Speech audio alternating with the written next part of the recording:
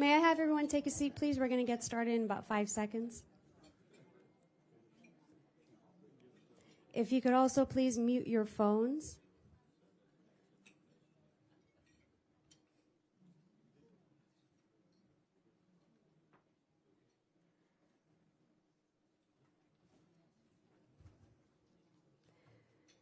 Good morning. My name is Dr. Solmaz Abouali, and it's my pleasure to be your MC today. Thank you for joining us. When I left Iran as a toddler with my parents, I dreamed of one day returning to a country that's free. Over the years, I've had the privilege to shape my life in the United States. I completed my doctoral degree, authored books, began a consulting career, and became a 15-time U.S. national champion and 3-time world champion in traditional karate. Every individual should have the opportunity to strive for his or her goals, including my fellow Iranians in Iran. The Iranian people are looking toward a very bright future, given the heavy price that they have paid over the past several decades in bringing down the dictatorship of the Shah and in their relentless struggle against the clerical rule. Women have played a significant role during these protests, and there is reason for it. Women have been at the forefront of the opposition to the regime over the past 4 decades. A significant number of those who have said no to the Ayatollahs were executed in the 1988 massacre and were women, a vast majority of them belonging to the main Iranian opposition movement, the MEK, whose 9 successive secretary generals over the past 3 decades have been women. The younger generation and Gen Z play a significant role in the uprisings, as they are armed by their mentors and the benefit of experiences from decades-long resistance against the regime. These youth have seen how their parents and a generation before them have stood against the mullahs, and they are now carrying the torch to elevate the fight until victory is achieved. Many among them have chosen to join the resistance units to lead the fights in the streets. Today, we have a number of senior senators who will be joining us during this Senate briefing in support of the Iran Revolution for a democratic, secular Republic Iran. We also have distinguished former officials, including those who have served in the United States military, who will be speaking with us today. Our keynote remarks will come today from Mrs. Maryam Rajavi, the President-elect of the National Council of Resistance of Iran, who provided a huge leap for Iranian women in leading the fight against the theocracy ruling Iran over the past 4 decades. I'd like to remind everyone that because the Senate is in this session, we will provide priority to senators as they arrive, and we may have to ask our speakers to pause their remarks and allow the senators to speak before they may continue. And before we start, I must mention that one incredible advocate for the cause of freedom is missing today. Someone who has been with us for over 2 decades and someone who has spoken in such events over the past few years, the Honorable Joseph Lieberman. Let's start our event with a video tribute to Senator Joe Lieberman.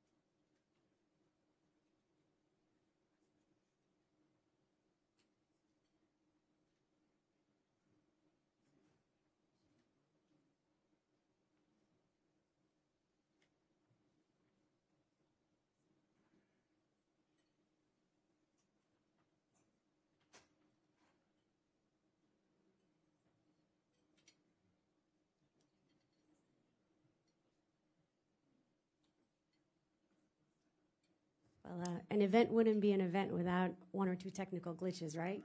So we're gonna try to get this moving with the sound. But I thought it was actually pretty profound just to watch the pictures. Sometimes when we have just our eyesight just to focus on something, it's a little bit more meaningful. So just give us another few seconds, please.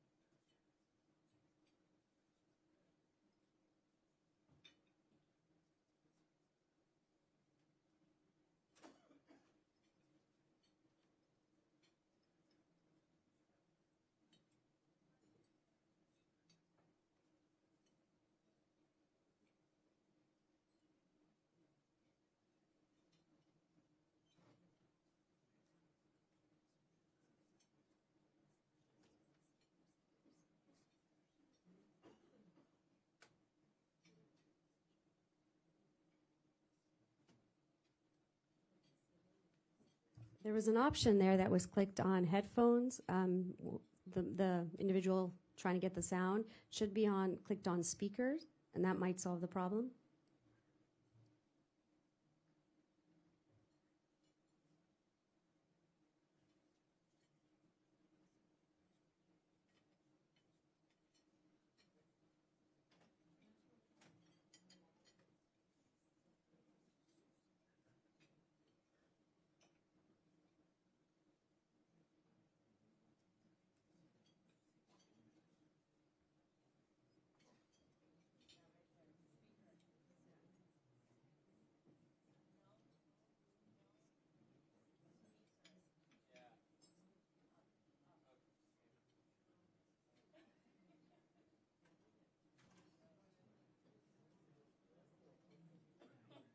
If you bring it back to that page.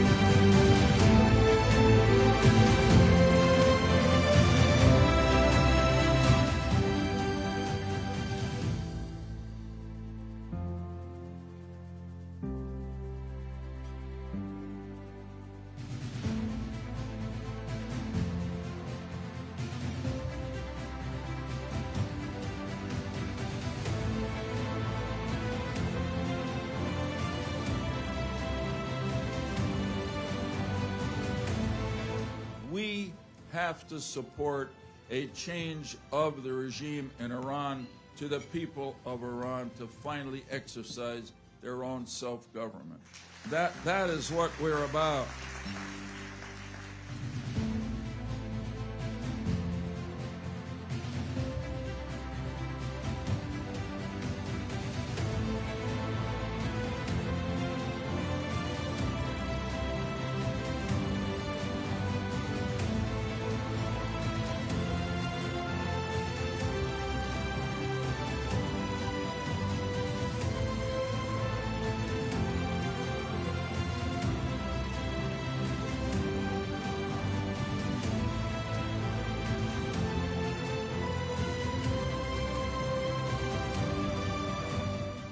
In some sense, if you'll go with me for a moment, I feel that I am representing the spirit of my dear friend and your great advocate, Senator John S. McCain.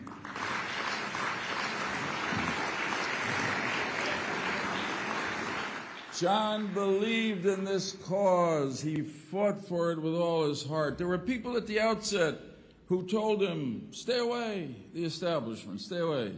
You don't know about this group. John spent the time to learn, and he became as fierce an advocate for freedom for the people of Iran and the leadership of the MEK as anybody anywhere in the world.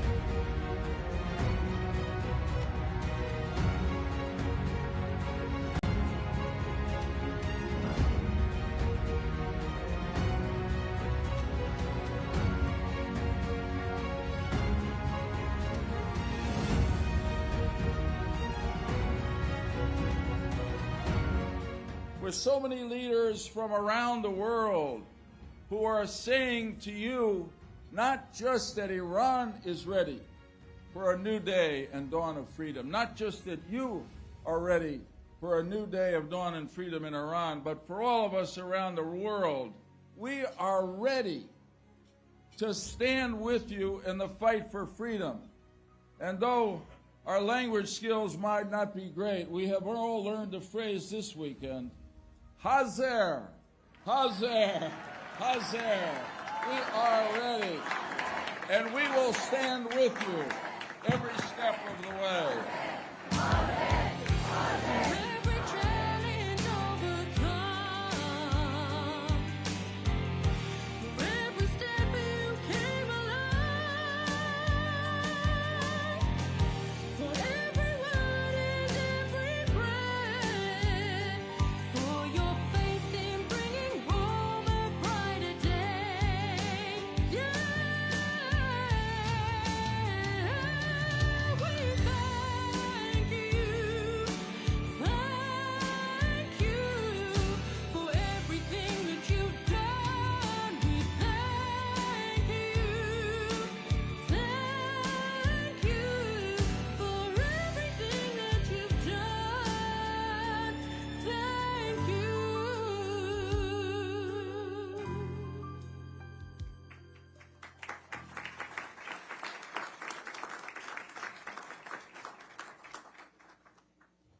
Well, with sound or without sound, what a great dedication that was to a great American, an icon, and a fantastic defender of the people of Iran for freedom.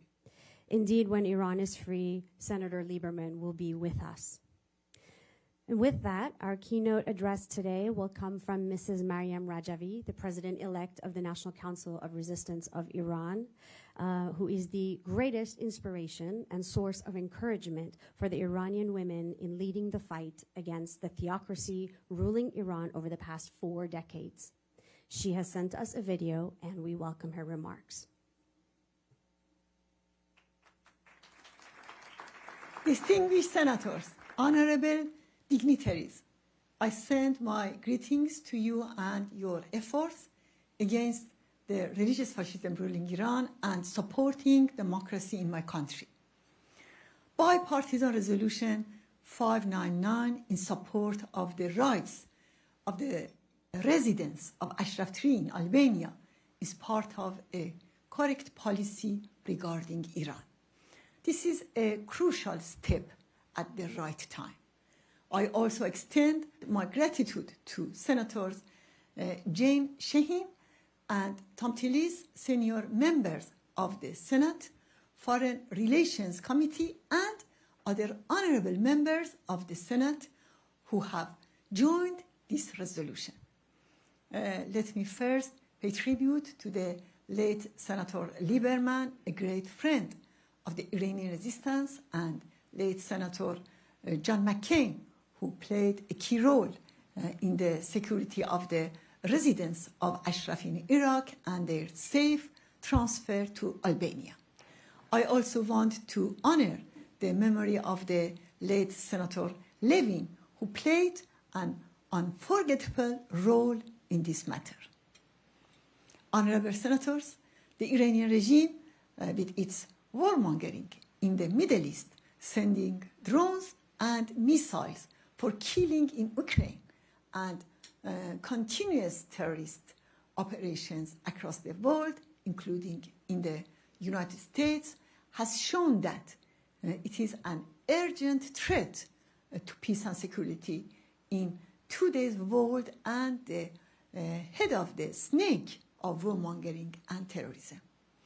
Of course, above all else, the regime is an enemy of the Iranian people. It has executed more than 100,000 freedom-loving Iranians. Nevertheless, over the past 40 years, Western governments have tried various methods to appease this regime and change its behavior by making unjustified concessions. These include giving money, political concessions, and imposing unjust restrictions on the Iranian resistance. The result has only emboldened the ruling mullahs. This regime has paid no price for its crimes inside and outside Iran and its violations of international laws, including its nuclear projects. Without a doubt, holding the regime accountable for its crimes and imposing comprehensive sanctions and restrictions on it are essential components of a correct policy. However, these are not enough. The missing element in the policy regarding Iran is the role of the Iranian people and resistance. This regime will neither change its behavior nor it will fall on its own. The overthrow of the regime is the responsibility of the people of Iran and the Iranian resistance. The people, with their uprisings, their slogans, and the widespread boycott of the regime's presidential election sham, have demonstrated that they want the overthrow of the entire regime and reject any form of dictatorship, both Shah and the mullahs. The MEK resistance units and nationwide networks in Iran have increased their activities across the country to achieve this goal. For this reason, the physical destruction of the resistance inside the country and the assassination of its members and imposing restrictions against them abroad have always been a priority for the regime. Political and terrorist plots against Ashraf III could be understood within this context. Ashraf III serves as an inspiration, a model, and a symbol for the youth of Iran. It is composed of men and women who have dedicated their lives to the freedom of their people and homeland. 1,000 of them have spent years in the regime's prisons, and the family members of half of them have been executed by the regime. They are witnesses of the 1988 massacre of 30,000 political prisoners who were mostly sympathizers of the MEK.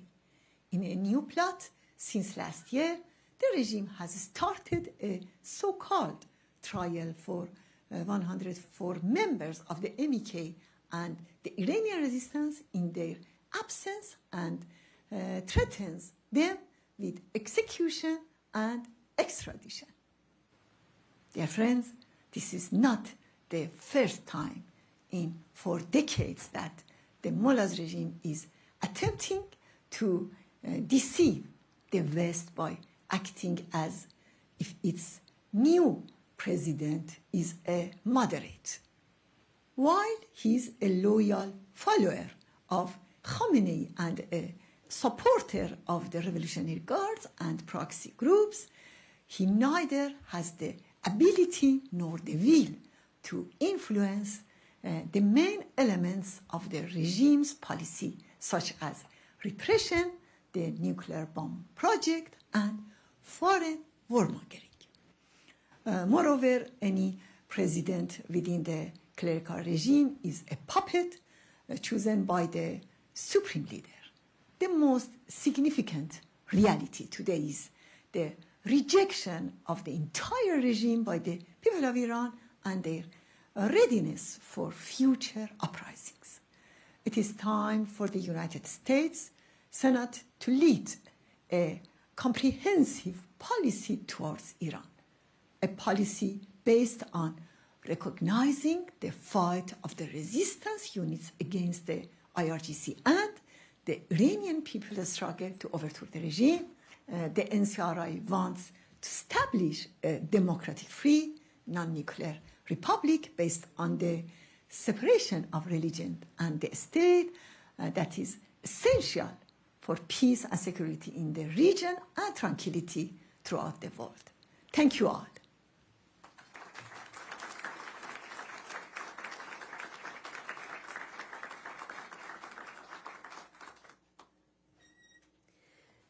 We've heard the eloquent remarks of Mrs. Maryam Rajavi echoing the voice of the Iranian resistance, a voice full of optimism, of hope, and determination, but also a clear call for the international community to adopt the right policy. I'd like to share a quick bit from the Senate Resolution 599.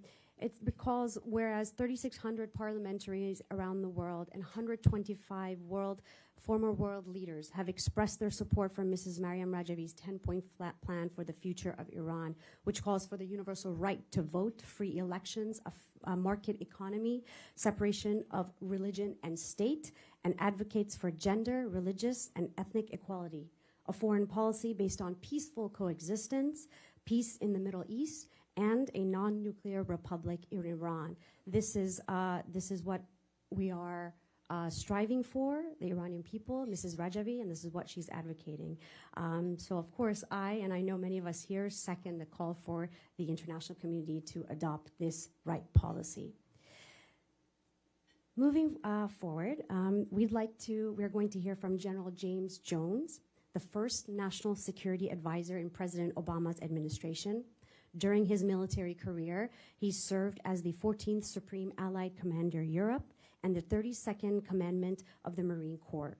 He has also served as chairman of the Atlantic Council. But most notable of all, he has a spot on the blacklist of the Iranian regime for supporting the Iranian resistance. Please give a warm welcome to General Jones.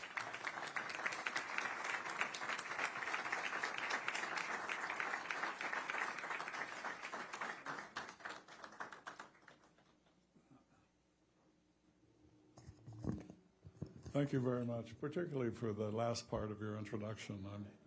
I'm trying to crack the top 10, but I'm still working on it. Ladies and gentlemen, it's an honor to be with you, and thank you for coming to this very important event. I have a very nice speech all written out, but I've decided that I'm going to speak from the heart and talk a little bit about why we're here and what we can do to accelerate what we all hope will be and know will be the end of the regime in Tehran and the beginning of freedom for all Iranians. And my fondest hope is that I will be around to see that day. And so I'm perfectly prepared to do whatever is necessary as quickly as possible to accelerate the demise of this evil regime that deprives so many millions of people from the right to exercise free choice of their leaders and Jeffersonian democracy as advocated by Mrs. Rajavi. I'm a little bit late coming to this understanding. As was pointed out, I did serve in the Marine Corps for 40 years. I'm a Vietnam veteran, and I love serving my country. And I've always been very proud of the stances my country took in all manner of things, from the Vietnam War and to and my family fought in World War II, my father and my uncle. And I grew up overseas, as some of you know. I was raised in France. And I admired my country from afar for about 17 years. And particularly during the Cold War and the end of the Cold War, which was a great achievement. But there was, as I left the White House in 2010, in 2011, I was privileged to be asked to speak on the subject of Iranian policy by the Obama administration. And I was right here in Washington, and I participated in a panel of very distinguished Americans from all walks of life, congressmen, senators, retired general officers, flag officers, really an impressive panel. But it wasn't until I received a call in 2011 during an attack, a uniformed attack by Iraqi forces using American equipment, driving American vehicles, and attacking Ashraf, and killing and wounding women and children, and of course disarmed Ashraf, because in 2003, when we invaded Iraq and discovered Ashraf, we granted safe conduct passes to all of the citizens of Ashraf in return for disarmament. And the community has paid a price for that ever since, not just once, but several times over, not just outside of Iran, but inside Iran as well. And it continues that way. I'm very, very honored to be here today. Senator Brownback, great to see you. I would like to pay a special welcome to General Keith Kellogg, who is an old friend of mine, and he served as Vice President Pence's National Security Advisor in the previous administration, and has been a great soldier. He was my next-door neighbor in Germany when we were both one-star generals. I was a deputy J3 of EUCOM, and he was the commander of Special Operations Command Europe. We've been friends for a long, long time, and you've seen him on television, I'm sure. He's a regular contributor to doing the right thing, regardless of the political costs, and I know he gave great advice to the Trump administration, and it's my hope that he will continue to give great advice to whatever the next administration is. So I was recently in Paris for the annual event that Mrs. Rajavi held, and it was absolutely fantastic. Hundreds of leaders of leaders of allied countries, former prime ministers, former presidents, members of Congress for both the Hill and the Senate, but from all over the world. And the theme that really struck me is the coming together of many nations, all over Europe in particular, on the subject of what our common approach must be to Iran. And the lesson that was repeated many, many times over, but one that I agree with, was very simple. Appeasement does not work with a regime. It doesn't work. It's not going to work. It never has worked. And yet, over way too many years, we have tried to cajole the regime with money, with concessions, with beliefs that they have any intention of not pursuing a nuclear weapon. That's just not going to happen. European friends practice the policy of appeasement, and for the first time in Paris, I heard our European friends say appeasement does not work. We, the United States, urgently needs to understand that and broadcast that, regardless of what administration wins the election. Appeasement with Iran is not a viable strategy, and it must be rejected. So we have made some strides. I think the Senate Resolution 599 is a great achievement, but we must do more, and we must have much more awareness and project much more awareness in our media about what Mrs. Rajavi's organization actually does represent, which is a fervent commitment to Jeffersonian democracy and elections and freedom. And then what we must defeat a pretty serious embedded belief that somehow the NCRI and the MEK is an evil organization. They're responsible for American blood on their hands over the years, and the media, mainstream media in this country, still believes that. We have to defeat that, and we have to do a better job at educating members of Congress and both sides, Senate staff, House staff, and media that will listen to what we know is ground truth. And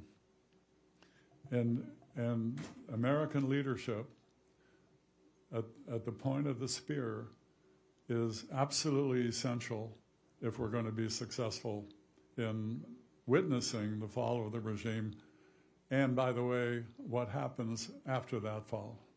Well, I do believe that we should be collectively thinking about what is going to happen the next day after the regime falls, because I'm absolutely convinced that from within the country, the people of Iran are willing to take the risk that are necessary to topple the regime, but not if the United States policy is wishy-washy, and not if it pursues the policy of appeasement.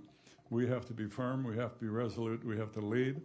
Our allies and our friends all over the world want us to do this, and we are moving in I think, positively in the direction when we will be able to actually see that day. I think that it's really important that, that in pursuing internally a strategy that convinces more people in the media, more people who have been our elected representatives, to join this chorus. This regime is evil. We should not find solace in the fact that their new president is a reformer. He is not a reformer. If he was a reformer, he wouldn't have been appointed to the position that he now enjoys. So let's not kid ourselves, and let's not be tempted to go back to the appeasement mode because we think we have a reformer who's now the president. So I think those things have got to be put off to the side. And finally, I think that that there has to be an accounting for the humanitarian atrocities that the regime has perpetrated on its own people. We know who they are. We know who the leaders are. And I think that we need to educate everybody as to who the really bad guys are in the regime. When it falls, there has to be an accounting. And I am completely in awe of the bravery of first of all, the residents of Ashraf 1, Ashraf 2, and Ashraf 3 in Albania. The government of Iran is subjecting the Albanian government to almost daily cybersecurity attacks because they want the Albanian government to expel the residents of Ashraf That's not going to happen, but we need to understand that the Iranian government will stop at nothing to make sure that the support for NCRI, for Mrs. Rajavi, for all of us here, and the people, most especially the people of Iran, is something that we are committed to, and we're not going to stop. And the quicker we get this done, the better. But it's going to take a lot of effort by our governments and our private sector and organizations like the NCRI. So I want to close by highlighting a document that will soon be published by Ambassador Link Bloomfield. It's a monograph that he has painstakingly written at his own expense. And it really, it is ground truth for the history of the MEK from the fall of the Shah to today. So we are going to make sure that it gets wide distribution. It's a little bit long, but it would be great if it was ever put in the congressional record, because this is the closest thing to ground truth about what it is, what NCRI is, and what it isn't. And so I applaud his work here. It will soon be published, and it's something that everybody here should read, and to the extent that you can, do whatever you can to convince people of the truth. That's all anybody asks. What is ground truth? There are too many misperceptions out there that deviate too greatly from what truth is, and we need to fix that. So to me, that's the challenge for the year. And the message is appeasement doesn't work. American leadership is important, and we need to do everything we can to make sure that that happens. Thank you very much for being here, and good luck we're all in this together. Thank you.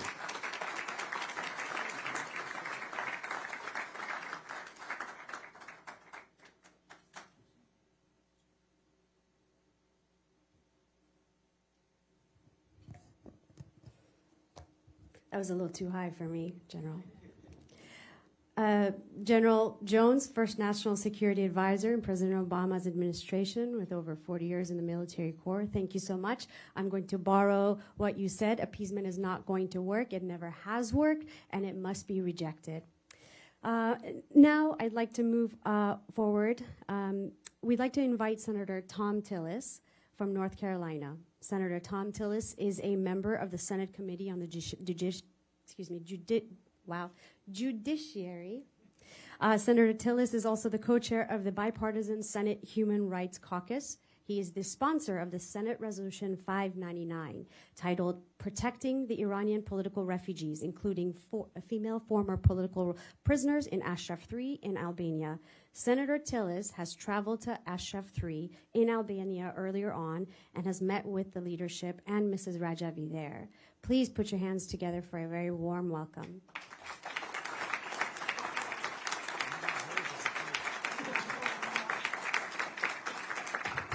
Thanks, everybody.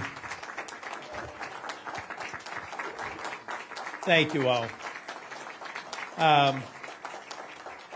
So Angela, who's in the back of the room, by the way, I brought in some people that are young in the political process from Boys and Girls Nation. I don't know if you're familiar with Boys State. I was a Boys State alumni from 1977. But I brought them in because they had some spare time, and I asked Hedayat if I could bring them in. He said, well, you sponsored the event, so I guess you can. So, but by sponsoring the event, I want to thank Angela and my staff who coordinated this to be hospitable to you. But then, I think most of you know I love this food. But the reason that I'm not eating is, let me give you an idea. Okay, I have this lunch, followed by a lunch, followed by a lunch. And so I have 3 lunches over the next hour and a half. And there's a reason why I got up to almost 230 pounds a few years ago, because I would have eaten at all 3 of those lunches. So please eat. Thank you for being here, General Jones. Thank you for your comments. And to the late, great Lieberman. Thank him for his leadership. I'm a proud sponsor, original sponsor of the Senate resolution. I'm happy with the co-sponsorship that we've gotten. I think it's very important symbolically, but I know when the Senate speaks that people listen. So it's very important for us to get it through, and I believe move it out of the Senate. What I'm also pleased to report with you is I met with, as a part of the Senate NATO, I'm the Republican leader for the Senate NATO Observer Group since 2018. And so when we had the NATO summit here a couple of weeks ago, we met with various heads of state. And in one meeting, we had the Prime Minister of Albania, another president, and a foreign minister there. But I made the point to Prime Minister Rama to thank him for what he's doing for Ashraf 3. Because I can tell you, he's in a very complicated part of the world, and since Albania has answered the United States call to provide a safe haven, they have been hammered relentlessly. And so it's also important, it was important for me to personally thank him. He invited me to come back to Albania. I intend to do that and spend some time with him, but certainly I will also come back. And I don't know if I want to experience this again, but I've been greeted with a red carpet before, but I've never been greeted with a red carpet that a van drives on. I mean, it was remarkable, the warm reception that we got there. But what was even more remarkable were the very serious discussions that we had. One of the discussions was, what happens when this regime fails? I'm curious about what the next 180 days, what the next 365 days look like in terms of forming what I hope to be the basis for a democratic institution to free up the good tens of millions of Iranians who want to live free, of the mullahs who currently run this country. And if you want to get an idea of what Iran really wants, all you have to do is go down to Union Square and see what they painted on a monument within the last 24 hours. Hamas is coming? Really?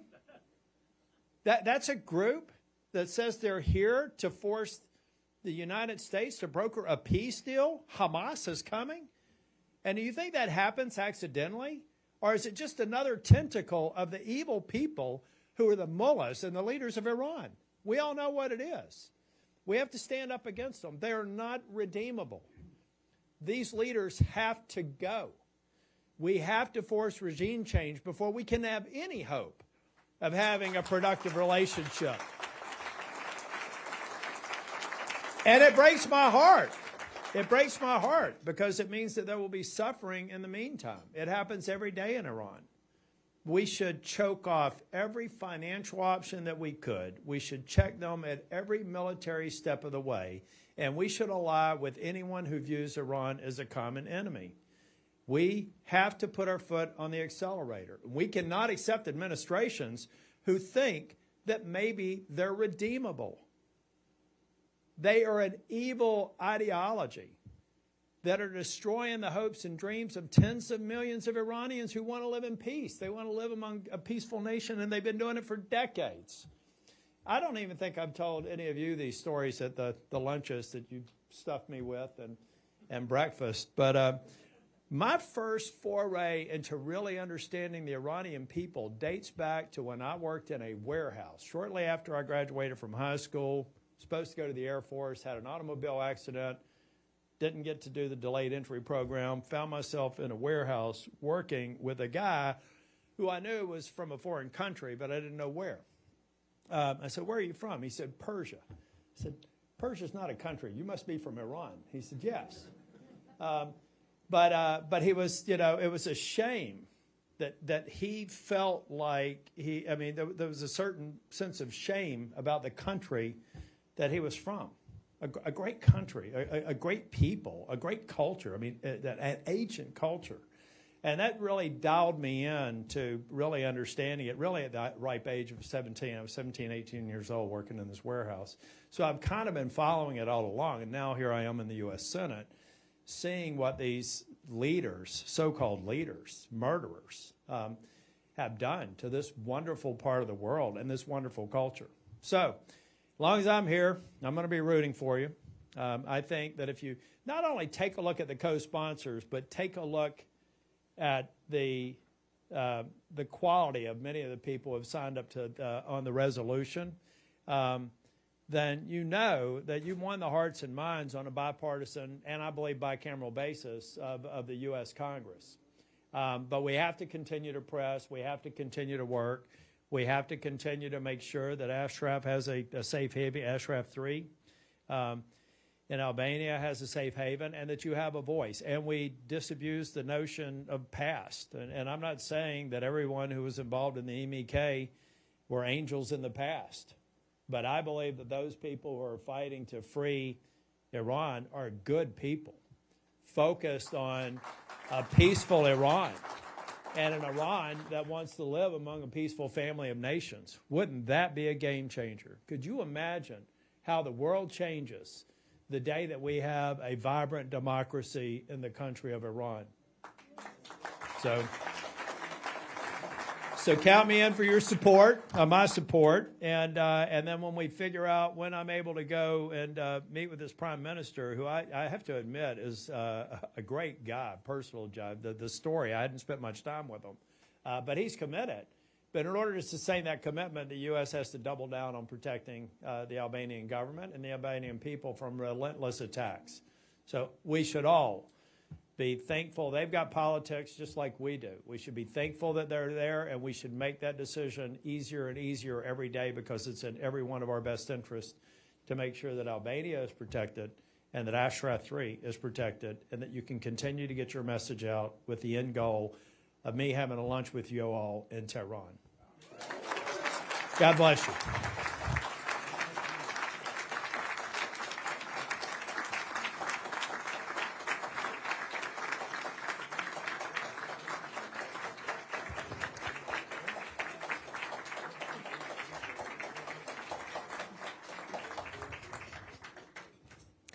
Thank you, Senator Tillis, of course, for your remarks and for your leadership. I think Senator Tillis hit the nail on the head when he asked what happens when this regime fails. And that's why it's so critical for us to get the right policy. And it's why the Senate Resolution 599 is so critical and timely, especially with its bipartisan support. So at this time, we're going to have a few minutes to pause and allow everyone to enjoy their delicious lunch, and we'll play some video, and then we will resume shortly.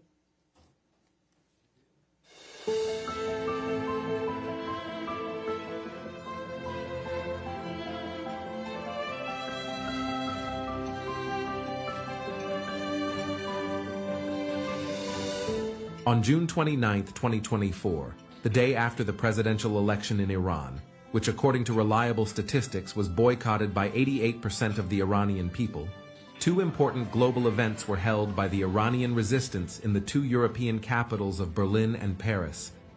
In Berlin, tens of thousands of Iranians from all over the world gathered in the Bebelplatz Square to support Mojahedin, MEK, and Iranian people's organized resistance and call for regime change in Iran. Prominent international and German personalities spoke in this gathering and demonstration. The speakers called the Iranian people's boycott of the regime's elections a brave act, and supported the change of the Iranian regime as the only solution to the Middle East crisis and war in wider dimensions. At the same time, in Paris, three-day summit of Free Iran 2024 began with the presence of dozens of international political and legal figures. The opening speaker of the event was Mrs. Maryam Rajavi, the president-elect of the National Council of Resistance of Iran, NCRI. Referring to the boycott of the elections in Iran, she said that the people of Iran declared in the clearest way that our vote was overthrow the regime. Mrs. Rajavi stressed on the Iranian resistance and the people's mujahideen. یک جنبش سازمان یافته در نبرد با دیکتاتوری‌های شاه و شیخ که به زودی وارد 60مین سال خود می‌شود. جنبشی در رزم و رنج وقفه ناپذیر با شکنجه و زندان و حلق‌آویز و تیرباران و خانه به دوشی دائمی. Mike Pence, the 48th U.S. Vice President, emphasized that the Iranian regime fears the Iranian resistance more than anything. My wife and I have been to Ashraf 3 in Albania. I've spoken with the survivors who sacrificed for freedom. I've looked through the pages of the Book of the Fallen. I know the MEK is ready to lead. I want the wider world to understand that MEK and the NCRI share the same values that Western nations hold dear. Secretary Mike Pompo, another key speaker of the summit, emphasized that mullahs cannot destroy the spirit of the Iranian people, referring to his visit to Ashraf III in Albania. He said, I saw this when I visited Ashraf III, and I was reminded of it too. I was encouraged. I never forget being showed the red-covered book. Its pages contained the names of the tens of thousands of people who had been martyred, who had been killed by this regime. But a noble cause cannot be destroyed. And I know that none of you will let that happen. And your cause is indeed noble. In their joint message to the summit, the American senators, Tom Tillis and Jean Shaheen, said, The United States stands with you in your fight for freedom and democracy. That's why Senator Shaheen and I have recently introduced the Senate Resolution 599 calling on the protection of the Iranian political refugees in Ashraf III in rejection of the Iranian regime's demands and stating that they must be afforded their fundamental rights of freedom of expression and of assembly and legal political activities in Albania. We join those in Ashraf and Iranians around the world in standing up for these human rights and pushing back against the tide of authoritarianism. David Jones, a member of the British Parliament and the former Minister of Wales, was another speaker of this meeting. He said, The future of Iran must be determined by the people of Iran, who very clearly want a democratic republic. And that will only be achieved through an organized democratic resistance movement exemplified by Madam Rajavi and the NCRI. We are fast approaching the day when Iran will be free. Thank you very much. General James Jones, President Obama's national security advisor, said in his speech, The global community must be far, far more in support of the future envisioned by Mrs. Rajavi and the NCRI set forth in the 10-point plan that has been discussed already. In fact, so fearful is the regime by the power of ideas and ideals for which the NCRI and organized resistance stands, it has relentlessly terrorized and attacked them and their supporters. Other speakers of this meeting were Congresswoman Mays and Congressman Raoul. We must also ensure the safety of all men and women in Camp Ashraf III. They deserve the rights stipulated in the Geneva Convention and the European Convention on Human Rights, including the rights to life, the rights to liberty, security, freedom of expression, and assembly. In the U.S. House of Representatives, I'm one of many co-sponsors on the House resolution, the bipartisan House resolution HRES 1148. This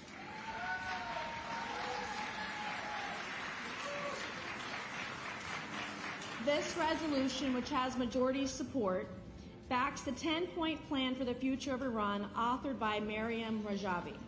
Some other speakers during these 3 days of the summit included Liz Truss, British Prime Minister, 2022, Guy Verhofstadt, former Belgian Prime Minister and member of the European Parliament, Matteo Renzi, Prime Minister of Italy, 2016, Michel Alliot-Marie, former French Foreign and Defense Minister, John Bolton, National Security Advisor to the President Trump, Stephen Harper, Canadian Prime Minister, 2015, Abdullah Hoti, former Prime Minister of Kosovo, Louis Freeh, FBI Director, 2001, Michael McCasey, 81st U.S. Attorney General, John Bercow, UK Parliament Speaker from 2009 to 2019, Ambassador Robert Joseph, former U.S. Special Envoy for Nuclear, General Wesley Clark, NATO Commander during the Kosovo War, Kersti Kaljulaid, President of Estonia, 2016 to 2021, Natalia Gavrilita, former Prime Minister of Moldova,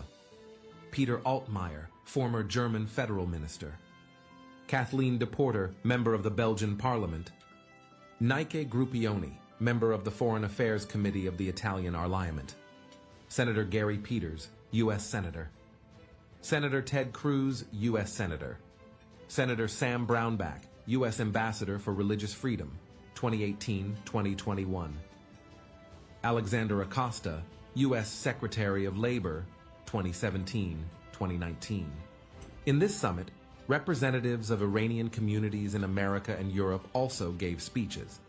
My name is Dr. Solmaz Abouali, and I'm a scholar, an athlete, and a former refugee. I received my PhD in the United States in the field of conflict resolution and am a three-time world champion and 15-time U.S. national champion in traditional karate. We see no other movement that has bled, that has sacrificed, that has survived, and has inspired and empowered generations of men and women, boys and girls, toward the realization of a free Iran. This is the foundation that Mrs. Rajavi has sown, and in my book, she is the real champion.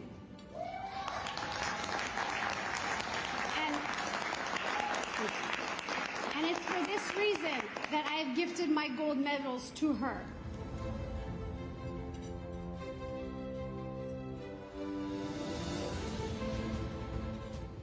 Another high point of the summit was when David Jones from the British Parliament announced as an extraordinary achievement that more than 4,000 parliamentarians from 50 countries and 84 parliaments from all over the world supported Mrs. Rajavi's 10-point plan and the efforts of the resistance units to establish the Democratic Republic of Iran. This includes the support of a majority of 34 parliaments, including the House of Commons and the House of Lords of the United Kingdom. The representatives of the parliaments of each country presented the signature of their parliament to Mrs. Rajavi. The Free Iran 2024 World Summit ended its work after 3 days on the evening of July 1st with a commitment to more efforts and with increased hopes for the overthrow of Iran's religious dictatorship and the establishment of a free democratic republic.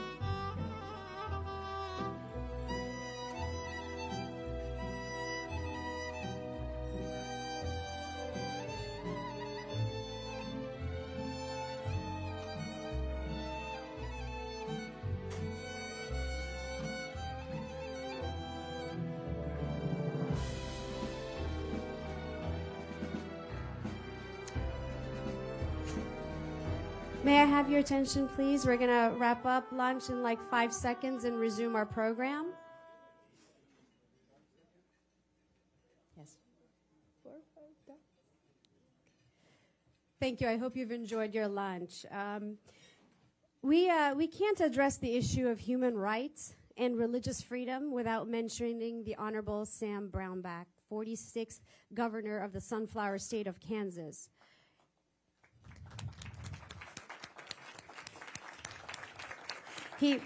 He was, until January of 2021, the United States Ambassador at Large for the International Religious Freedom at the State Department. Mr. Brownback also served as the U.S. Senator from Kansas for 15 years. During that time, he worked arduously to protect Mrs. Mariam Rajavi when the French government negotiated with the Iranian regime while carrying out their destructive agenda regarding the Iranian resistance. Please welcome Ambassador Brownback.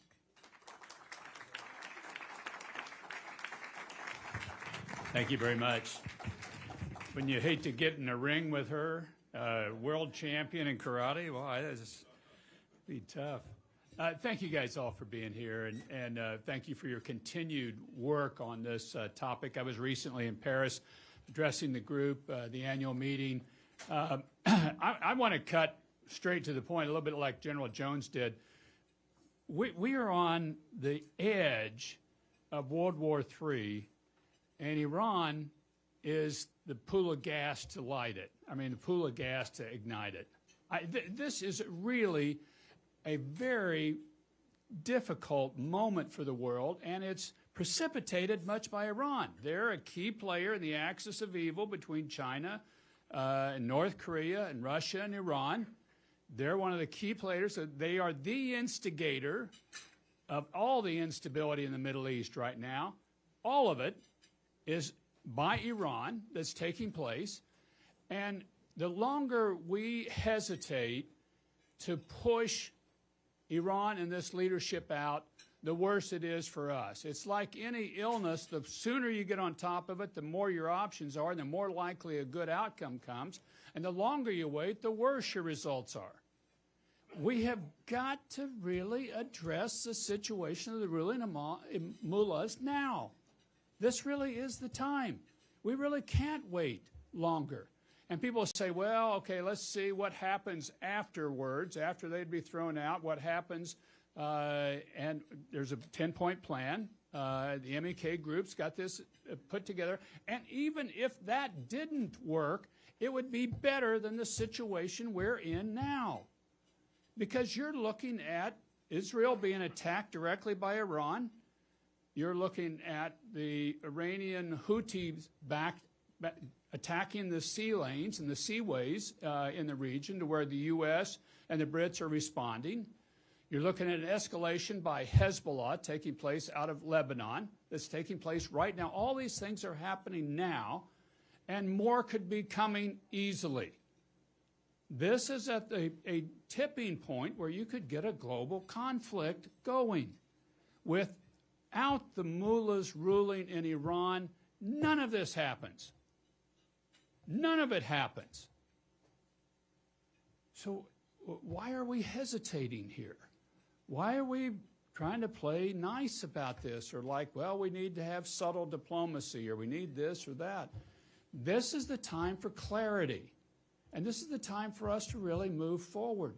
And I think we, as the United States, need to publicly recognize the opposition. We need to publicly back the protesters inside of Iran.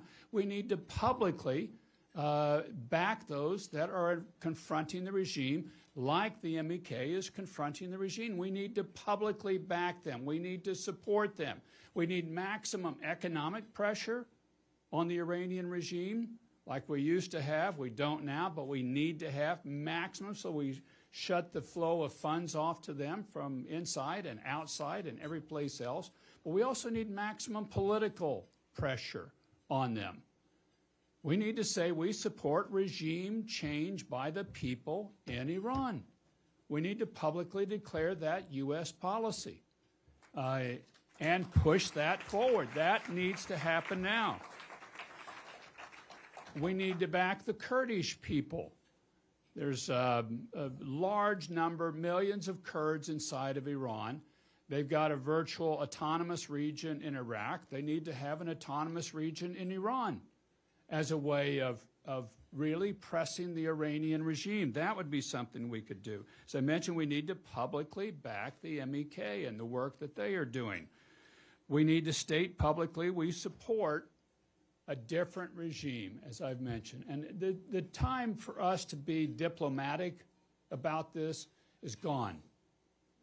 When you look at how much Russia has done and the damage that they have done, when you look at China as the puppet master behind all of this, allowing these things to take place, when you look at the attacks the Iranians are having, when you look and consider whether China is going to attack Taiwan soon, what else is Russia going to do, who else are they going to attack, we cannot wait. This needs to happen now. And what I hope is that this group will push these things on forward.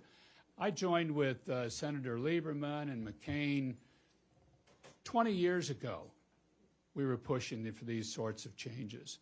And we've seen the protests inside of Iran each time get bigger, but we've not publicly backed them.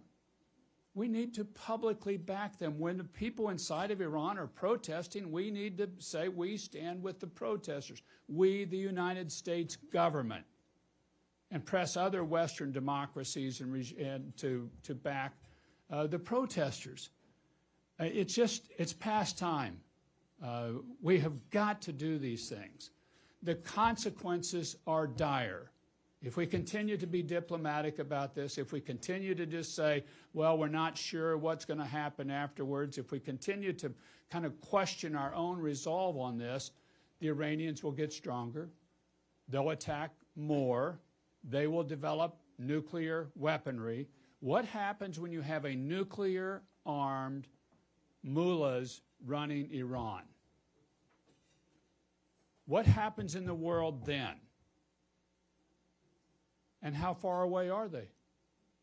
I don't know that anybody knows for sure, but we know they're pretty close to being able to have this. And if they don't have it, they'd probably get supplied it from the Russians or the Chinese anyway. Even if they didn't develop it themselves, they would get nuclear weaponry probably from the Russians, that Putin would do it out of just orneriness. We've got to do this. I applaud the efforts that this group has made for decades to confront the Iranian regime, but we just can't wait any longer. We've got to have action taking place. So obviously count me in any way I can. I think one final thought that I would have on it, we need to start building the political alliances outside of Iran and the outside of the Iranian diaspora. We need to get a number of, for instance, Christian conservative groups engaged in supporting regime change by the people in Iran.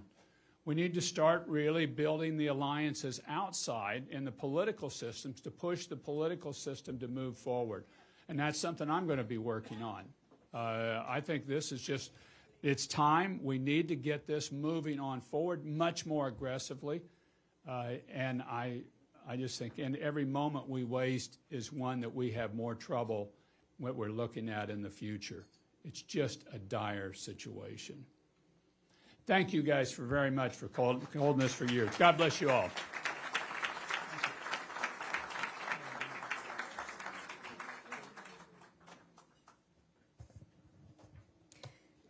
Thank you, Ambassador Brownback. Indeed, the time to be diplomatic is gone because the consequences are dire.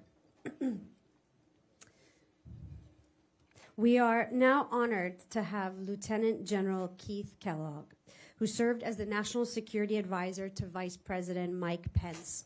He also served as the Acting National Security Advisor to the President, as well as the Executive Secretary and Chief of Staff of the United States National Security Council after completing his service in the United States Army.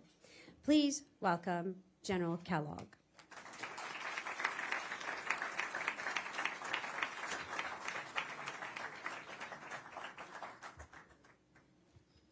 Sitting so long, my body started to fall apart. First of all, thank you for having me today. I really appreciate it. I've been involved actually with Iranian politics. It goes back actually to 1979 when I was a young major in U.S. European Command, Special Operations here, when the Pahlavi dynasty was overthrown at that time by a theocratic Islamic republic, by Ayatollah Khomeini. And we actually were trying to figure out military operations, what to do back then, and that kind of fell apart. And since then, it's almost like I can't walk away from it. It's been there forever. A little bit of quick background on the bona fides. I was with the last Trump administration, spent all 4 years with the president. Started as the chief of staff of the National Security Council, and then I was made the National Security Advisor to the Vice President. I spent over 70 days as the acting advisor, National Security Advisor to President Trump, because every time he fired his National Security Advisor, I assumed the job, you know, and he got rid of 3, so I had a lot of time in place to do it. I was pretty good. You know, you got to be a lot of fun with him. Look, when it goes back to what we're looking at with Iran and actually the Middle East, and we have said this repeatedly, that we, the former Trump administration, and we that have served in it, we're looking at a world that's actually falling apart right now. We look at 5 major issues on the outside of potential dangers in geographic and national security affairs in the world. But the most important one is what's happening in the Middle East right now. And that is what has been driven by Iran. I can paint you a scenario very easily that World War III could break out in that place without even trying. And simply, and I'll back my way into what I'm saying. You know, recently, the Houthis, which are supplied by the Iranians with surface-to-sea missiles, actually shot a missile at one of our warships, the USS Gravely. It's a frigate. They had to use what's called the close-in protection system, called the phalanx system, to shoot that missile down. That's actually, think of a big machine gun to knock it down. Can you imagine if a U.S. warship, the Gravely, had been hit by a surface-to-ship missile fired by the Houthis and either sunk it or killed 300 sailors, American sailors? We have not lost a capital warship, Navy warship, since World War II. And just think about the reaction that should have happened if something like that had actually occurred. And then when you look at the entire region that's been blown up, when you look at Hezbollah, supported by the Iranians, or Hamas, supported by the Iranians, the Houthis, supported by the Iranians, it's a malign government in Iran right now. And we thought in the Trump administration we had a pretty good handle on it, but we ran into a lot of bureaucracy. Because when President Trump came in, he wanted to immediately walk away from what we call the Joint Comprehensive Plan of Action, the Iran nuclear deal. And the reason he did that is he said this deal is going nowhere because after a period of time that all the provisions were sunsetted. In other words, they could develop a nuclear weapon, they could do whatever they wanted to do, and it was perfectly fine. We didn't want them to go there because Ambassador Brownback made a comment about if Iran gets a nuclear weapon, you do treat a nuclear power a little bit differently on risk assessment if they've got a nuclear weapon. And our concern was they were heading towards breakout, and we didn't want that to occur. So we put sanctions on them, and we worked very, very hard to prevent what's basically malign influence. When we went in there with sanctions to start with the sanctions actually, we thought, the back of them economically. Basically their finances dropped 80%. 2/3 of the oil supply was going down. That's what they sold on the open market. And we thought we could break their back economically, and we think we could have by the second administration that we had done it. But we also looked at it from a military perspective. We knew it was a dangerous environment, but I think we proved to the world that in the Trump administration, that if you were going to come after us, you were going to pay a price. And the price, for example, the best example was with Soleimani. Because what happened with Soleimani is, and that was an early morning call, it was a 3 o'clock in the morning call that we both the President and Vice President on, that those were Iranian-backed Iraqi forces actually attacked our embassy in Baghdad.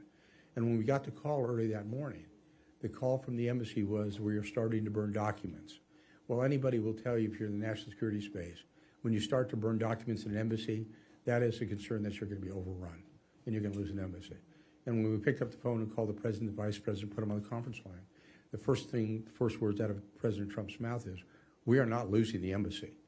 So we reinforced the embassy immediately. But the second comment he made was, who's behind this? And we said, well, it's going to be, we believe, the Quds Force commander, Soleimani. And he said, okay, then he's going to pay a price. That was on the 1st of January, 2020. On the 3rd of January, Soleimani was dead. 3 days. And the reason we wanted to do that, we wanted to say a very clear signal. If you trifle with America, you're going to pay a price. Well, you look to where you're at today with what's happening in the region, and its region is totally destabilized. Deterrence is gone right now in that region, and it has to be reset because the malign actor is, in fact, Iran. And that's something you're going to have to address. The trouble is everything that we do with Iran on this administration, the Biden administration, has been taken off. All the sanctions are gone now. He took all the influence we had on Iran is gone. And you have to understand with clarity, they're a bad actor, and you have to treat them a little bit differently when you actually work with the Iranians. We hope that's going to happen in the near term.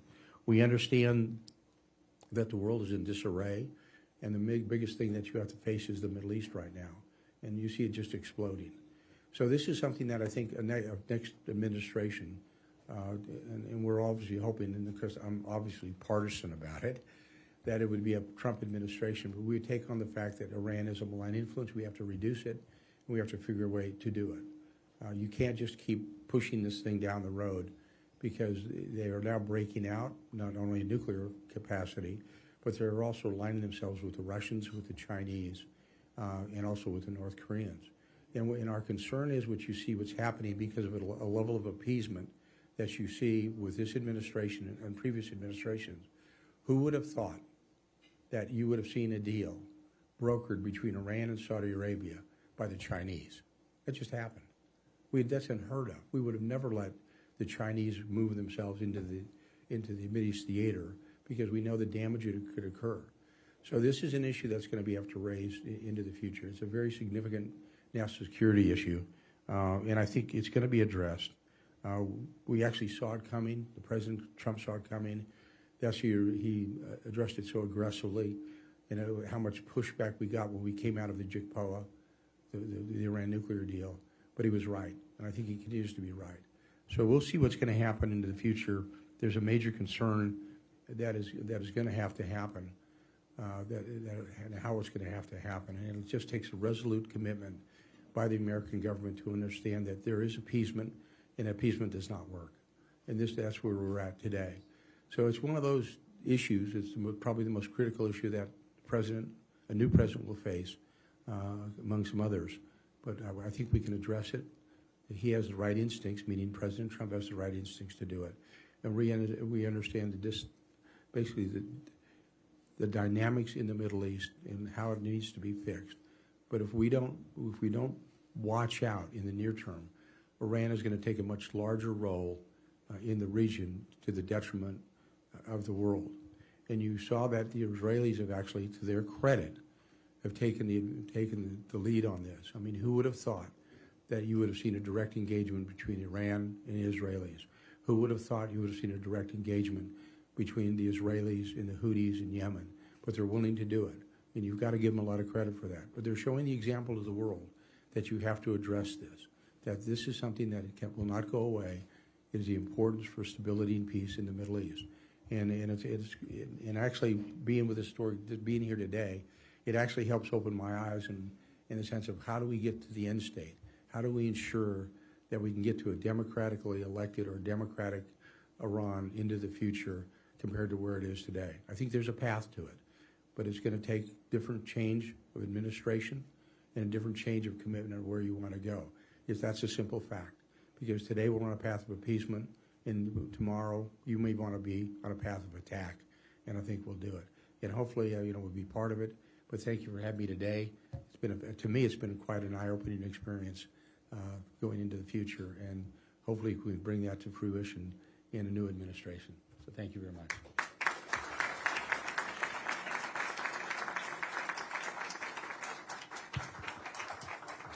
Thank you, General Kellogg, for sharing your insights. We are now honored to have Colonel Dr. Gary Morsch, American physician, philanthropist, and author. Dr. Morsch is the founder of Heart to Heart International and One Heart, Many Hands, and the founder-CEO of Docs Who Care. Dr. Morsch is among the very first American who went to Camp Ashraf in Iraq in 2003 and has had firsthand experience with the movement. Please welcome Dr. Morsh.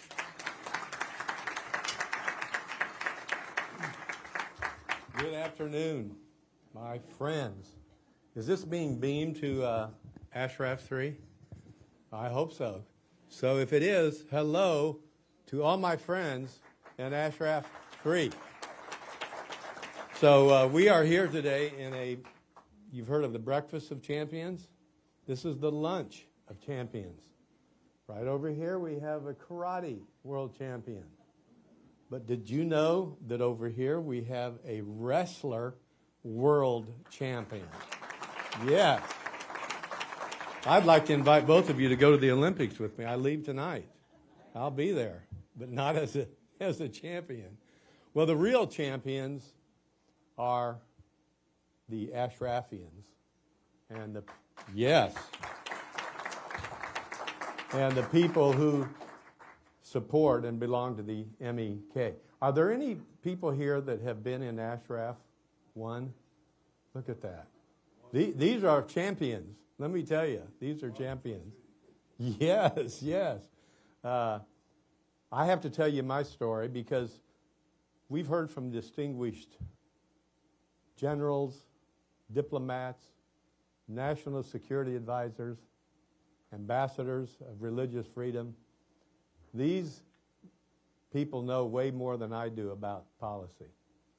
But there's one thing that I have over them, is I was one of the first Americans to visit Camp Ashraf. In 2003, I'm a reservist, by the way, in the Army. Reservist, like National Guard, it means you're a citizen soldier. You're a citizen most of the time until they need you to go serve and deploy. And I was a doctor in the military, in the Army. And in 2003, I received my orders to go to Iraq. Now, I didn't know what I was going to be doing in Iraq. I figured I'd be taking care of patients. I land in Baghdad, and I, sign in to find out what my next orders were, and they said, you are going to be the senior medical advisor for Camp Ashraf. You're going to be in charge of the MEK. I thought, who in the world is the MEK? What is Camp Ashraf? I've never even heard of such a thing. But then they briefed me. Oh, they said, these are bad people. These are terrorists. They are responsible for all kinds of bad things back in Iran. You need to stay away from them. You just, your job is to take care of the 600 soldiers there who are holding the 3,800 members of Camp Ashraf really under house arrest. They couldn't leave. They couldn't, they had to stay there. We had disarmed them, taken all their weapons away. So I thought, as my helicopter flew towards Camp Ashraf, flew over the desert, near the Iranian border, we landed, a bunch of sand everywhere. The first thing I did is I gathered my medical staff around me. And one of the things that I was able to do, because I was going to be in charge now of all the healthcare issues, I was able to give them basically what we call commander's intent. In other words, there's a new sheriff in town. I'm going to be the boss, and here is my vision for our mission. Well, I'm a person of the Christian faith, and there was something going around back there 20 years ago or so. People were wearing these bracelets that said WWJD. Does anybody remember that? What? WWJD. What would Jesus do? I thought, okay, that's my commander's intent. We are going to treat everyone. Of course we're going to treat our American soldiers well, but we're also going to treat these bad people, the enemy, this MEK group that's here in Camp Ashraf. We're going to listen to them, we're going to honor them, we're going to respect them, because that's what our faith calls us to do. So that's why I went and listened. I went and met with them. I went in there. And not only have I visited Camp Ashraf, I lived there. That was my full-time home. I was with the leaders of Ashraf. And by the way, the leaders were primarily women. Can you believe that? Women rule. And for a father of 3 daughters, I am so proud to say that the MEK believe in gender equality, religious equality, yeah, gender equality, free markets, peace, democracy, a non-nuclear Iran. These are all things we believe in. And as I learned that from my friends, who became my very dear friends, and by the way, don't ask me why, but soldiers, what time did we get up, General Jones, General Kellogg? Generally at 5 o'clock, 4:30 or 5? Yeah, well, that's when I'd be getting up every morning, but guess when my meetings would start at Ashraf? About 10 o'clock at night. And we'd go to 1 or 2 or 3 in the morning, and then I'd go dragging back to my barracks, and I'd have to be up at 4:30 or 5. So it was a very intense time, but it was a wonderful time because I learned all about the MEK. And I decided then, I need to advocate. These people are on our side. You've heard the phrase, the enemy of my enemy is my friend. I realized that right then. This is a group that we need on our side. We should have not disarmed them. We should have let them seal the border with Iran. But instead, we brought them all together, took their arms away, and guess what? The Iranians just came over through the border like sand through a sieve. And you know what happened? We basically delivered Iraq to Iran. I always say Baghdad is basically a suburb of Tehran now. And that's what Iran is trying to do throughout the Middle East and throughout the world. So I became an advocate. I came back and started beating the drum. I think I came here to Capitol Hill and I talked to all the senators and members of the House.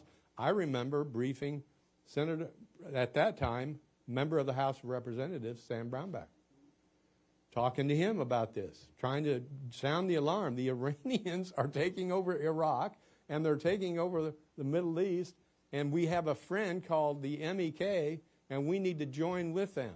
We need to partner with them to resist this Iranian regime.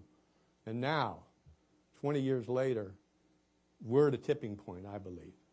I think the momentum, I mean, just look at this today. General James Jones, retired NATO commander, National Security Advisor to President Obama, Marine Commandant, the senior leader of the entire Marines, General Kellogg, National Security Advisor, also in the Trump administration, to Vice President Pence, who, as you know, was in Paris just a few weeks ago. I want to finish what I started to say, talking about champions, because the MEK are champions, and we need to support them. As Senator Tillis said, we need to engage, we need to support, we need to say to the whole world, the MEK are our friends, they're our partners. We're in this together. We're all fighting for the same thing, the exact same things. In fact, you know, I can't wait to go to Tehran either. I hope I can take my daughters there.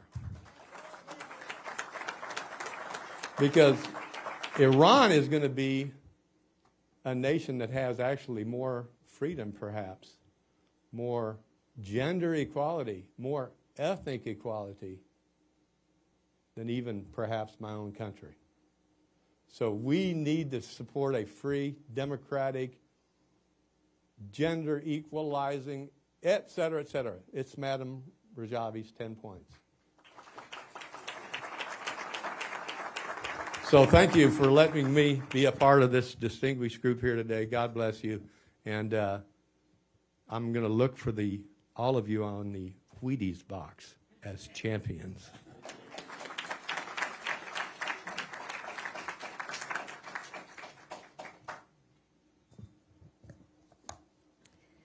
Thank you so much, Dr. Morsch, for providing us with your experiences, firsthand experiences. There's nothing like, as General Jones says, ground truth.